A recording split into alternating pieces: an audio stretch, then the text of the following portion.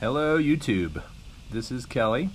It's Friday evening and I know a lot of people might be bummed if they were home alone on a Friday evening with no one to talk to, but I am home alone on a Friday evening and I'm pretty psyched because I have the Syma X8C and I'm gonna open it up, charge it up, and take it for a flight. I'm pretty stoked. I have been a big fan of the X5C for quite a while. It's a fun little copter to fly. It's very cheap. I don't mind letting my kids fly it or other people's kids fly it because I know if they crash it, it's pretty easy to fix. And like I said, it's pretty cheap. The X8C is supposed to be comparable in size to a Phantom 1, I believe. And I know it has brushed motors, not brushless, but looks like it has some pretty cool features. I don't know if I would use it as a serious camera platform, but for having some fun, it may be better than the X5C, that it's a little bigger and maybe a bit more stable in the air. So we'll get it out, get it built, take it up, and see what we think. Alright, there's what it looks like in the box once you get it slid out. I know it comes in a couple of different colors too. This is the white one. I believe it comes in black and like a really bright fluorescent orange as well, which would be kind of fun, easy to spot in the air. Looks like on the bottom it does have an on-off switch, which is pretty cool. Some of them don't have an on-off switch. I don't think the Phantom has an on-off switch, so that's kind of cool to be able to actually put the battery in and then turn it on when you're ready. And some kind of a plug, which I'm not sure what that does, but I'll find out. Looks like it's got some LED lights, some pretty decent sized brushed motors, and it definitely, I've owned a Phantom 1. It seems like it's probably similar in size to the Phantom 1 and certainly looks a lot like it. So let me put this guy together and we'll see how it does. Okay, I just unpacked the box. It had a lot of stuff in it. It's got the instructions. It's got a LiPo battery. Looks like it's a 7.4 volt 2000 milliamp 25C battery. Comes with 8 props, I assume 4 mains and 4 spares. Comes with a charger, which I'm assuming this one is for the goes into the, this is the plug that goes into that LiPo charger. It comes with the prop guards and comes with the landing gear and the remote and of course the camera. So let's put this guy together and see how it looks. Okay, turn it over. I'm assuming the landing gear is just, looks like it's just kind of pop on. Maybe, oh, it comes with some screws and a screwdriver here, so that probably goes into the landing gear. That's looking like how it goes. 2, 3, and 4. Now we're going to install the camera. Looks like you just slide it back like that and it locks in place, and then it looks like the plug goes right in here. Okay, I'm getting ready to install the propellers, and I noticed something. I don't know if you can see this with the camera, but there's an A and a B on the propellers, and there's a B and an A here, so that makes it pretty easy. You just match up the A and the B's. It's a little confusing what these little guys are for right here. I don't know what okay, so I think I figured it out. I think you have to take that little bit off and put this down. There we go, to where it actually rotates on the motor. Like I said, this is A and that is A, and then this guy goes back on top, and I don't know if this pin actually goes back in or if we just install the iron shaft inside the rotation for about 90 degrees. Alright, so this must go back into it. There's a little hole there.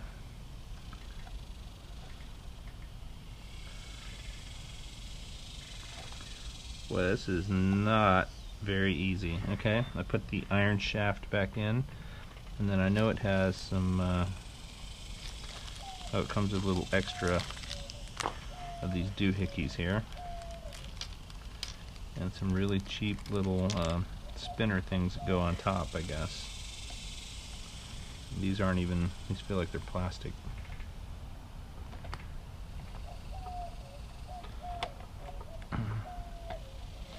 Well, that seems right. Well, I will definitely give this thing low marks for putting the blades on and off, because that is not very easy. I've got all the blades on. I believe I have all the A's in the A spot and the B's in the B spot. Basically, these little plastic bits here and these metal rods are what hold the blade down in place. These spinners are not threaded, and they don't really do anything except sit there and look nice and maybe keep the rod from falling out. Pretty poorly designed, but hopefully once the blades are on, they're going to stay in place.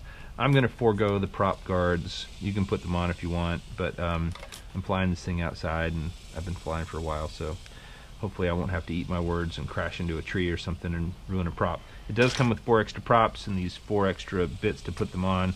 I'd recommend putting all those in a plastic bag or something so that you don't lose them, because some of them are kind of small. But we will go ahead and get this thing in the air and worry about that later. And I believe these little extra screws are all for, there's a couple of extra big ones, maybe in case you drop one when you're putting them on the, or lose one when you're putting the landing gear on. And then the little ones, I believe, are to put the prop guards on, which I don't intend to do, so I'm just going to leave those screws right there. Going to go get some AA batteries, 1, 2, 3, 4, 5, 6 of them, and power this guy up. Okay, I want to talk for a second about binding this thing.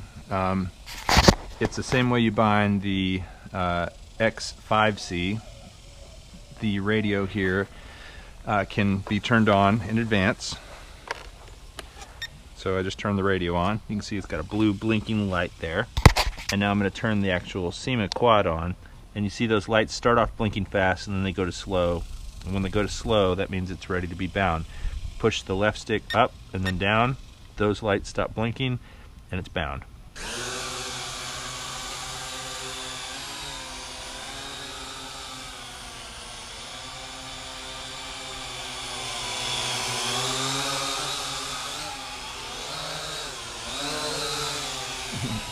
A bit of a wild ride.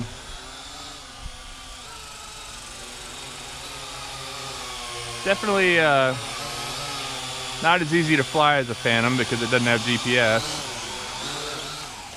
And there's my first little crash, sort of.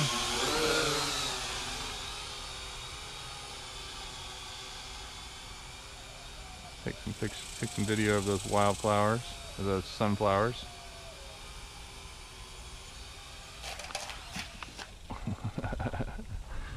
Don't get too close to the sunflowers. Wow, what a way to go down. Knocked down by flowers. It smells good over here now. Alright, I don't think there was any damage done.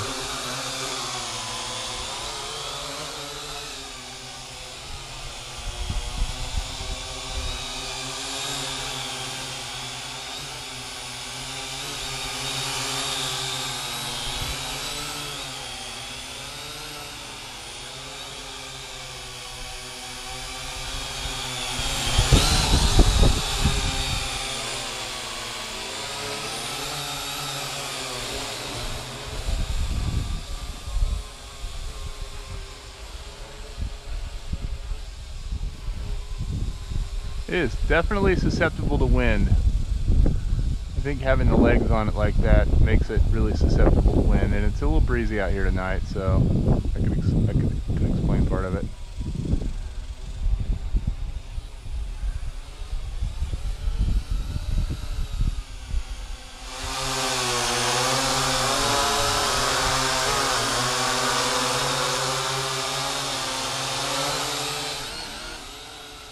And then as far as performance goes, when it's in high range, it's actually pretty good. It doesn't stop or turn on a dime. Once you get it going, it has some speed to it. It's got a nice angle. At low range, it's definitely a little tamer. It takes a little longer for it to tilt over, and it doesn't tilt quite as far. It doesn't give you quite as much power.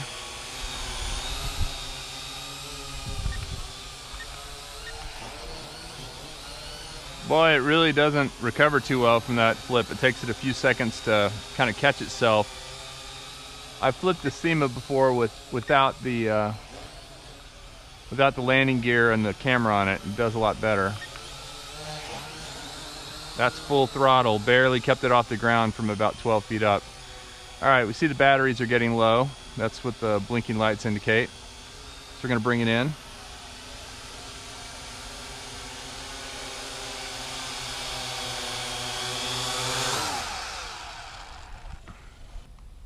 I wanted to show you my other Syma X8C. It is orange, and this one does not have a camera or landing gear on it, and I'll tell you the flight characteristics are pretty different. So this is the same remote I was using to fly the other Syma, and you can see it's just bound just fine. Seems to work with it. And look how quickly that guy gets off the ground without the camera, and watch how much better it flips. See, it doesn't lose a lot of altitude when it does that. And that's in low range. Now I'm in high range. It's just a whole lot better performing when you don't have the camera on it. So if you're not taking serious video, this is the way to fly this thing. No camera, no landing gear. Lands just fine without it. Takes off just fine without it.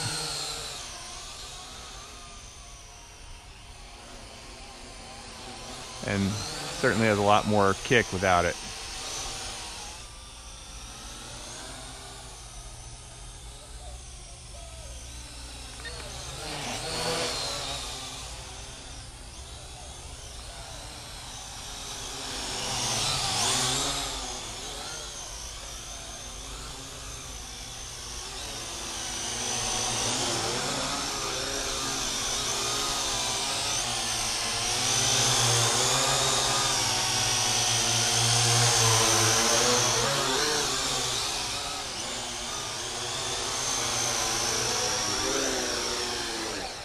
Okay, the last thing I want to show is how to put this thing into headless mode, which means that you don't necessarily have to be flying it forward all the time. Forward isn't necessarily forward.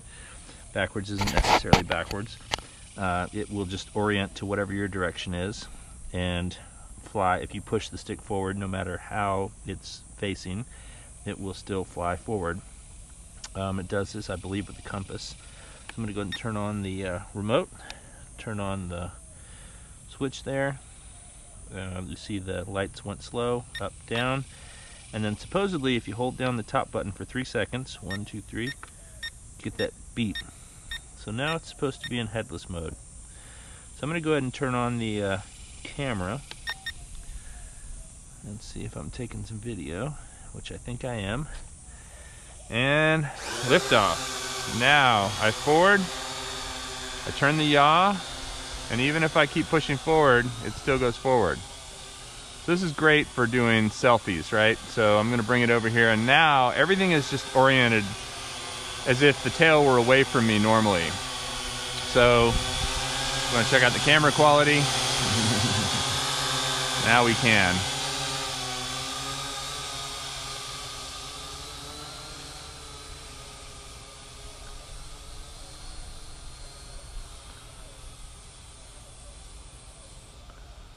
I haven't taken it up that high yet. It's my first time taking it up that high in this sort of enclosed area, backyards and such.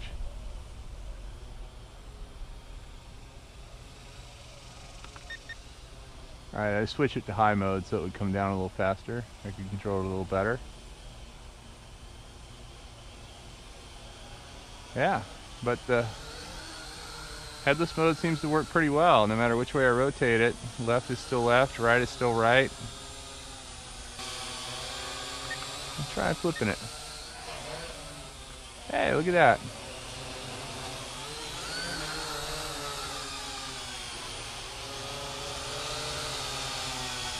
So if I hold this down for 2 more seconds, did it take it out of headless mode? Yep, it did. So you hold down the stick or the upper left button for 2 more seconds, and now I'm out of headless mode. Now I have to remember which way I'm facing in order to fly it correctly.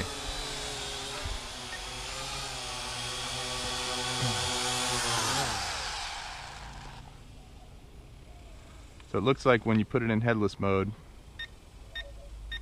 those lights blink like that. And when it's not in headless mode, they stay solid. So in conclusion, the X8C is okay. For a cheap alternative to a Phantom, it's not too bad. The lack of GPS is definitely more challenging to fly, but a good way to learn. It's got headless mode too, so if you're just starting off, headless mode is much easier to fly in. You just hold that upper left button 3 seconds and it switches. It's also cool because you can use the camera, and we'll look at some of the footage in this video, or this video you're watching should have shown us some of the footage. I haven't seen it yet, but we'll see how decent that is. And then you can take the legs and the prop guards and the camera off, and you have this configuration over here. Get it in a cool orange color, and then it's a lot more fun to fly because it's a lot more agile, less susceptible to wind, and flips without dropping a lot of altitude. This is the X5C, which is the much smaller version, and honestly, of the two, I prefer it. The props go on easier. You can fly it indoors because it's a little smaller. The batteries are super cheap to buy for it. It's a very fun little guy to fly. And what's kind of cool is both of them can be used by the same remote. I've tried the X5C remote with the X8C and it works, and I've tried the X8C remote with the X5C and it works. They must all be on the same frequency, so as long as you bind it to the right one, you're good to go, and turn off the other one when you're flying. So I hope that gives you a good indication of the Syma X8C and what it's all about. It's a great beginner drone. It's definitely one that would be fun to learn on and to take some initial pictures, but I certainly wouldn't recommend it for serious videographers. And if you're just wanting to fly for fun, I definitely would recommend taking the landing gear off, take the camera off, or just get yourself an X5C and also take the camera and the landing gear off. Thanks a lot for watching. I'm going to do a comparison of the X5C and the X8C on a variety of criteria pretty soon, so tune in for that. Thank you very much.